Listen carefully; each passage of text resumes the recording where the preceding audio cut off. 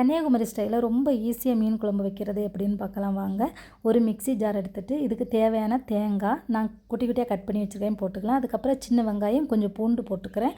அப்புறமா கொஞ்சம் மஞ்சத்தூள், மிளகாத்தூள், அதுக்கப்புறம் கொஞ்சம் ஜீரகம், அப்புறம் கொஞ்சம் குருமிளகு, மிளகாத்தூளில் வந்து மிக்சடு மிளகாத்தூள், அதுக்கப்புறம் நல்ல பழுத்த தக்காளி ஒன்று நல்லா அரைச்சி எடுத்து நம்ம ஒரு பக்கம் வச்சுக்கலாம். சட்டி எடுத்துகிட்டு ஒரு 4-5 பச்சை மிளகா குட்டி குட்டியாக இருக்கிறதுனால ஒரு தக்காளி நீட்டமாக கட் பண்ணி போட்டுக்கலாம். அதுக்கப்புறமா ஒரு முருங்கைக்காய் அது நீட்டமாக கட் பண்ணி 2ஆக கட் பண்ணி போட்டுக்கலாம். அப்புறம் கொஞ்சம் புளி தண்ணி, அரைச்ச மசாலா எல்லாம் போட்டு உப்பு போட்டு நல்லா கலக்கிட்டு அடுப்பில் பற்ற வச்சு அடுப்பில் வச்சுக்கலாம்.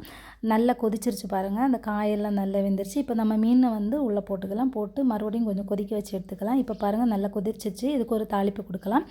இது வந்து தேங்காய் எண்ணெயில் தான் தாளிச்சிருக்கிறேன். தேங்காய் எண்ணெய், கடுகு, வெந்தயம், கருவேப்பிலை போட்டு தாளிச்சிருக்கேன். செஞ்சு பார்த்துட்டு சொல்லுங்கள். அவ்வளோ டேஸ்ட்டாக இருக்கும். ரொம்ப ஈஸியாக இருக்கும். தேங்க்யூ.